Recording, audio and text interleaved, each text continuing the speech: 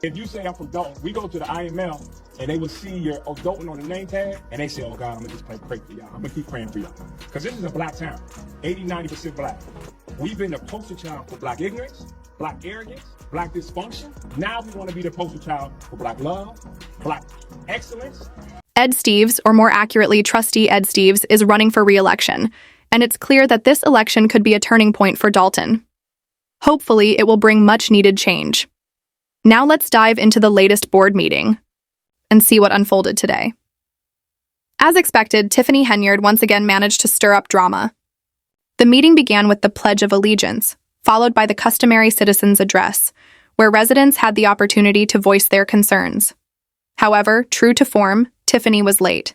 Despite a quorum being present, the meeting was delayed because the microphones weren't working. Trustee Kay Belcher attempted to turn them on, but William Moore, an unknown reporter, was promptly shut down by Tiffany, who declared that the microphones would remain off until she arrived. This blatant disregard for residents' concerns seemed to reflect blind loyalty to Tiffany rather than a commitment to serving the community. It's frustrating for everyone when public officials dismiss the voices of the very people they are supposed to represent. The irony of it all is that Tiffany frequently demands respect from others and insists on following rules, yet she refuses to abide by them herself. And residents are starting to take notice. Trustees are growing increasingly frustrated with her tardiness and lack of accountability. While the town faces pressing issues, Tiffany appears more focused on asserting control and ensuring that her microphone is always working perfectly. The imbalance of power in these meetings is glaring, and the absence of genuine leadership is becoming impossible to ignore. The community's dissatisfaction with Tiffany's behavior continues to grow. True leadership means listening to the people, not enforcing rules selectively to maintain control. It's clear that Dalton is in desperate need of real change. And precious residents, we're not forced to do this. I love my job. I love working for Mayor Henyard. I'm here 7:30 in the morning, whatever it takes, because this is what we inherited. I appreciate your energy and your effort to get these things done. And I'll end with this. It said, any that's chief among you, let it be he that serves. We see your heart, that you love for these people. And so we're with you. And with that, I'm going to give my report. So I appreciate. At this point, Tiffany Henyard begins to display her usual antics, intentionally agitating those around her and attempting to provoke reactions. Her behavior, often designed to irritate people, seems to escalate every time she arrives late to a meeting, despite being the one who is tardy. Tiffany decides that the residents, who have already gone through the metal detectors to enter the building, must go through the process again because she claims she does not feel comfortable. This demand, coming immediately after her late arrival, raises serious concerns about whether it reflects her general disregard for others, or if it is a calculated move to assert control over the situation and display her power.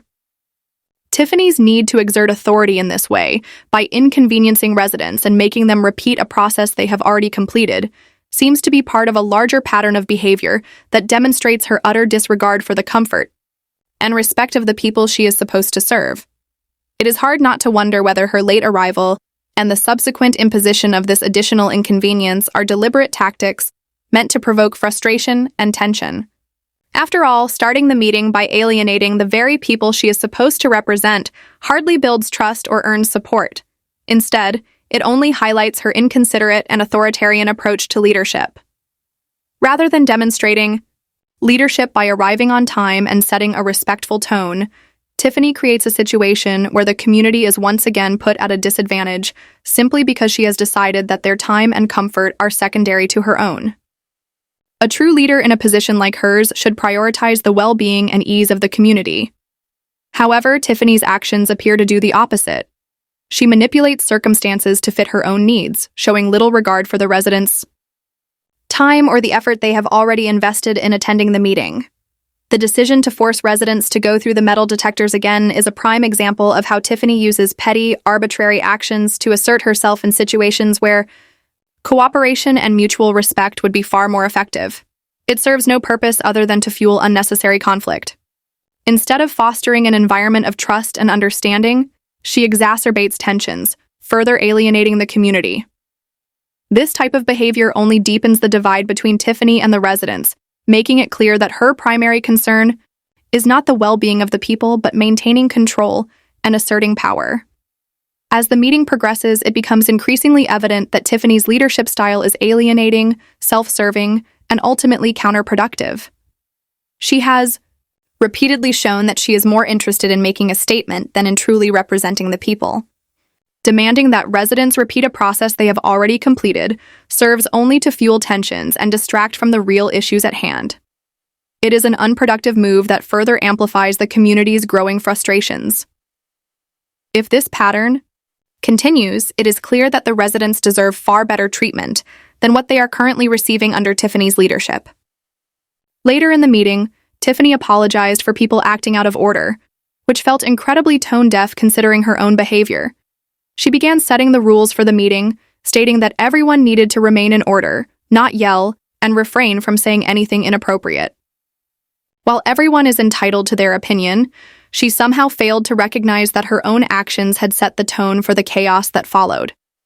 Her tone was dismissive, and her insistence on following the rules seemed hypocritical, given her own disregard for those same rules. The trust she is losing from residents is becoming more evident with each passing moment. It is also worth noting the increasing involvement of Chief Lacey, who seems to be aligning more and more with Tiffany's personal agenda rather than serving the interests of the community. It is difficult not to wonder why Lacey's actions seem to be aimed at supporting Tiffany, even when it is clear that these actions are unnecessarily escalating the situation. Why is she patrolling and carrying out the mayor's orders, especially when things seem to be spiraling out of control? The more involved she becomes, the more it appears that her focus is on protecting Tiffany's power rather than addressing real community concerns. The situation is only growing more tense with the ongoing accusations surrounding Trustee Andrew Holmes. Holmes, once aligned with Tiffany, now finds himself under scrutiny, with many accusing him of exploiting people who were previously on Tiffany's side. These accusations are intensifying the already heated environment, and Holmes is caught in the middle of a controversy that shows no signs of slowing down. His absence from the most recent board meeting is telling. Instead of facing the growing pressure and scrutiny, he chose to stay out of the spotlight, hoping to avoid further damage. It is easy to understand why someone in his position would take that route, given the level of tension and finger-pointing. What is telling about Holmes's situation is that his past alliances with Tiffany are now being used against him. Despite his previous connections with the mayor, it seems like those alliances are now being twisted into accusations of exploitation. Whether these allegations have merit or not, the ongoing resentment toward him only fuels the fire that has been building for months. It feels as though the situation is being deliberately stoked, with people in positions of authority leveraging their power to keep the drama alive and distract from the real issues at hand. However, while Tiffany's antics, Andrew Holmes's controversies, and Chief Lacey's involvement dominate the conversation, the community's pressing concerns remain unresolved. It is almost as if the political maneuvering, personal vendettas, and power struggles are meant to keep the public distracted while the real work of governance is ignored. The focus is on the drama, not the issues that actually affect the residents of Dalton. This constant cycle of distractions only adds to the confusion and frustration that residents are feeling. Then there is the matter of Chief Lacey's role. If her actions are simply a reflection of her loyalty to Tiffany, it undermines the trust that the community has in its leadership. Chief Lacey should be focusing on protecting the safety and well-being of the residents, not enforcing the mayor's personal agenda. But as the situation continues to escalate, it seems that her priorities are becoming more aligned with Tiffany's personal objectives and less about serving the community. As compelling as the drama may seem, it is clear that it is not helping the residents of Dalton in any meaningful way. The political power plays, petty arguments, and personal vendettas are overshadowing the real issues, such as safety, infrastructure, and the economic well-being of the community. The residents deserve better than this constant game of accusations and distractions. What they need is transparency, accountability, and solutions to the challenges they face every day. Instead, they are stuck in the middle of a game that serves only the political ambitions of those in power. As the meeting progresses and Tiffany continues to assert her control, it is clear that the focus is completely misdirected. The residents need real leadership, people who will stand up for them and work toward finding solutions, not just perpetuate the drama and finger-pointing.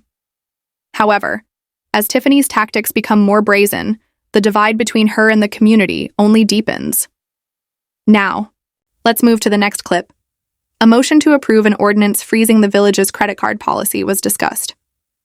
Trustees put in place an ordinance that freezes credit card payments, which, considering the timing with election season fast approaching, seems highly strategic.